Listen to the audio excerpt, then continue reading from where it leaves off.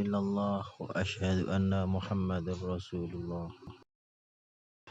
A'udzu billahi minasyaitonir rajim. Bismillahirrahmanirrahim. Alhamdulillahirabbil alamin. Wa bihi nasta'inu ala umuri dunya waddin. Wala haula wala quwwata illa billahil aliyyil azim. Wassalatu wassalamu ala asrofil anbiya'i mursalin sayyidina wa maulana Muhammadin wa ala alihi washabihi ajma'in. Amma ba'du. Alhamdulillahirabbil alamin. Akhirnya konten tentang sholat ini selesai juga, yang saya bikin karena terinspirasi oleh peristiwa Isra Mi'raj,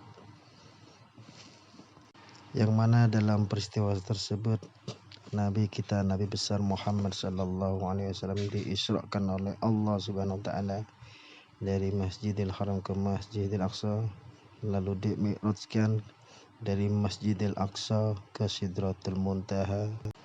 Tujuannya bukan lain hanya untuk menerima perintah sholat.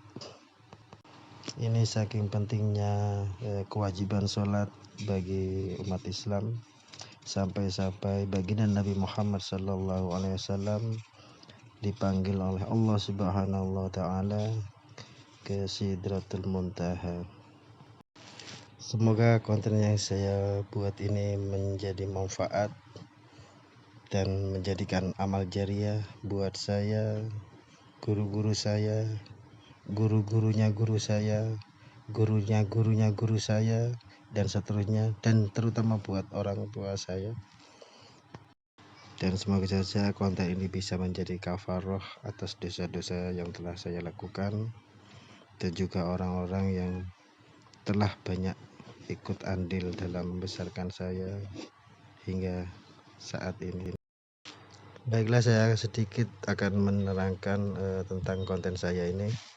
Saya hanya akan menuliskan beberapa bacaan dan gerakan yang saya ilustrasikan dengan sebuah gambar. Saya mencoba semaksimal mungkin agar konten saya ini mudah untuk dipelajari, terutama oleh teman-teman yang masih belajar tentang sholat, tentang apa-apa yang dibaca dalam setiap gerakan-gerakan dalam sholat. Sudah kita ketahui bersama bahwasanya setiap muslim perorangan itu diwajibkan melakukan sholat 5 waktu, dan waktunya sudah ditentukan. Dan sebagian dari muslim rata-rata sudah tahu tentang hal itu, meskipun ada juga sebagian yang masih belum mengerti. Dan mengenai jumlah rakaat dalam sholat, sebagian besar juga sudah banyak yang mengerti. Misalnya seperti sholat zuhur, itu berjumlah 4 rakaat dengan 2 tahiyat dan 1 salam. Sholat asar juga sama dengan sholat zuhur. Sholat maghrib 3 rakaat, 2 tahiyat dengan 1 salam. Isya 4 rakaat dengan 2 tahiyat dan 1 salam.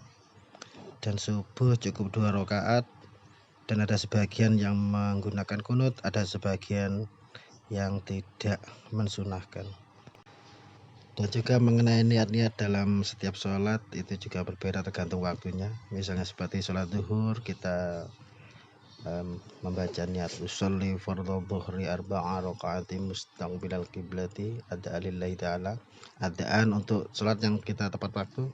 Kalau kita tidak pada waktunya, misalnya kita qadha, kita ya qadhaan lillahi ta'ala, gitu aja. Kenapa di sini saya katakan qadha? Karena setiap sholat yang kita tinggalkan itu wajib kita kerjakan juga, karena itu ibaratnya kita hutang, wajib dilunasi. Nah, itu sebuah kewajiban buat kita, kewajiban buat orang-orang yang hutang, termasuk hutang sholat. Mengenai persiapan sebelum melakukan sholat itu apa aja, tentunya kita sudah tahu semua bahwa kita harus terbebas dari hadas besar, hadas kecil, dan menanggung najis juga, ya. Dan juga kita diwajibkan untuk berwudu. Kenapa saya katakan berwajibkan? Karena ma la yatimul wajib illa bi fa wajib, ya. Sesuatu yang akan menunjang sesuatu yang wajib itu juga dikatakan wajib. Jadi suatu kewajiban itu tidak sah jika bukan karena wudhu, maka wudhu itu juga dihukumi wajib. Disunahkan juga buat orang yang akan melakukan sholat munfarid, maksudnya sholat sendirian, itu disunahkan untuk melakukan iqomah. Tapi saya di sini tidak menyarankan untuk sholat sendirian. Alangkah baiknya kita sholat berjamaah, karena dengan sholat berjamaah pahala kita dilipatkan menjadi 27 derajat. Itu dari apa yang saya ketahui dari guru-guru saya. Jadi sebetulnya belajar yang paling efektif itu jadi makmum dulu, karena itu kita cuma mengikuti makmum, penanggung jawabnya imam. Dalam hal ini sebagai pemimpin kita menghadap kepada Allah Subhanahu wa Ta'ala. Oke, setelah semuanya siap, setelah kita iqomat, kita berdiri. Dianjurkan juga kita untuk membaca surat An-Nas, untuk membuat hati kita tidak was-was, karena di dalam hati kita ada yang berbisik, entah itu bisikan-bisikan dari jin atau manusia. Setelah itu baru kita lakukan niat. Sebetulnya niat ini diucapkan dalam hati aja, tapi untuk membantunya kita bisa talafut untuk meyakinkan dan memantapkan hati kita dalam melaksanakan sholat menghadap kepada Allah Subhanahu wa Ta'ala. Selanjutnya saya akan mencontohkan niat sholat subuh. A'udzubillahi minasyaitonirrajim. Bismillahirrahmanirrahim. Usolli farada subhi raka'ataini mustaqbilal qiblati ada'an lillahi ta'ala. Lalu dilanjutkan dengan takbiratul ihram. Allahu Akbar. Lalu baca doa kita sebagai berikut. Allahu Akbar kabira, walhamdulillahi katsira, wa subhanallahi bukratan wa asila. Inni wajjahtu wajhiya lilladzi fataras samawati wal ard hanifan musliman wa ma ana minal musyrikin. Inna sholati wa nusuki wa mahyaya wa mamati lillahi rabbil alamin la syarika lahu wa bidzalika umirtu wa ana minal muslimin. Selanjutnya baca surat Al-Fatihah. Disunatkan untuk membaca ta'awudz dulu sebelum membaca surat Al-Fatihah. A'udzu billahi minasyaitonir rajim.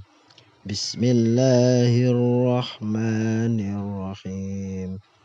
Alhamdulillahi rabbil alamin. Ar-Rahmanir-Rahim. Maliki yaumiddin. Iyyaka na'budu wa iyyaka nasta'in. Ihdinas siratal mustaqim. Siratal ladzina an'amta 'alaihim ghairil maghdubi 'alaihim waladdallin. Rabbi ufirli wa liwalidayya amin. Selanjutnya baca ayat-ayat suci Al-Quran atau surat-surat pendek untuk memudahkan kita menghafalnya dalam sholat. Misalnya seperti surat Al-Ikhlas, surat Al-Kafirun, surat Al-Falaq, ataupun surat An-Nas. Alangkah baiknya membaca ayat-ayat panjang kalau kita mampu. Kalau kita tidak mampu, ya surat-surat pendek itu saja dari juz amma. Bismillahirrahmanirrahim.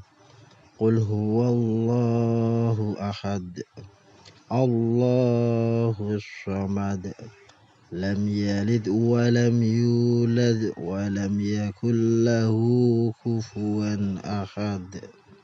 Selanjutnya melakukan gerakan rukuk. Allahu Akbar. Lalu baca Subhana rabbiyal azim wa bihamdih sebanyak 3 kali. Selanjutnya melakukan i'tidal atau berdiri dari rukuk. Sami'allahu liman hamidah. Rabbana lakal hamdu mil'as samawati wa mil'al ardi wa mil'a ma syi'ta min syai'in ba'du. Selanjutnya dalam salat subuh dalam rakaat kedua, menurut Imam Syafi'i disunatkan melakukan kunut. Berikut doa kunut. Allahumma hdini fi man hadait, wa'afini fi man afait, wa tawallani fi man tawallait, wa barik li fi ma a'tait, wa qini syarra ma qadait, fa innaka taqdi wa la yuqda alaik, wa innahu la yadhillu man walait, wa la ya'izzu man adait, tabarakta rabbana wa ta'alaita, falakal hamdu ala ma qadait, astaghfiruka wa atubu ilaik. Wa sallallahu ala sayyidina Muhammadin nabiyil ummi wa ala alihi wa sahbihi wa barik wa sallam. Lalu dilanjutkan dengan melakukan gerakan sujud. Allahu Akbar. Lalu baca subhana rabbiyal a'la wa bihamdih sebanyak 3 kali. Lalu julusu baina sajdatain atau duduk di antara 2 sujud. Allahu Akbar. Berikut ini doa yang dibaca. Rabbighfirli warhamni wajburni warfa'ni warzuqni wahdini wa'afini wa'fu anni. Selanjutnya melakukan sajdatul tsaniyah atau sujud yang kedua. Allahu Akbar. Bacanya sama, yaitu subhana rabbiyal a'la wa bihamdi sebanyak 3 kali. Selanjutnya melakukan tasyahud. Ada tasyahud ula dan tasyahud akhir. Di sini bacanya saya gabungkan antara tasyahud ula kemudian dilanjut dengan tasyahud akhir untuk menyingkat waktu. Allahu Akbar. Berikut bacaan doa tasyahud awal. At-tahiyyatul mubarakatus sholawatut thayyibatu lillah. Assalamu alayka ayyuhan nabiyyu wa rahmatullahi wa barakatuh. Assalamu alayna wa ala ibadillahi shalihin. Ashhadu an la ilaha illallah wa ashhadu anna muhammadur rasulullah. Allahumma sholli ala sayyidina Muhammad.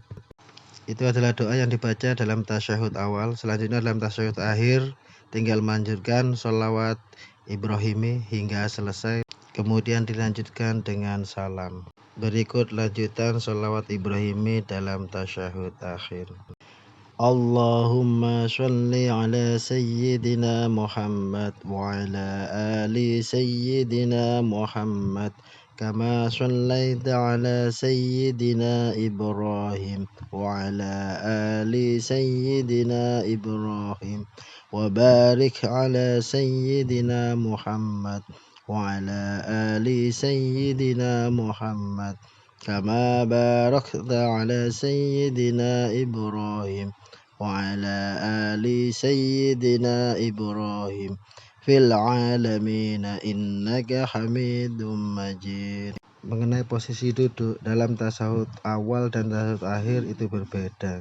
Dalam tasyahud awal duduk kita sama persis seperti duduk di antara 2 sujud. Sedangkan dalam tasyahud akhir posisi kaki kita dimasukkan di bawah kaki kanan. Posisi tangan pun juga demikian. Dalam posisi duduk tasyahud awal dan tasyahud akhir, posisi jari jemari tangan kiri kita hendaklah digelar atau dilebarkan. Sedangkan tangan kanan kita hendaklah menggenggam dengan posisi ibu jari dan jari telunjuk sejajar. Lalu jari telunjuk diangkat ketika kita sedang membaca illallah.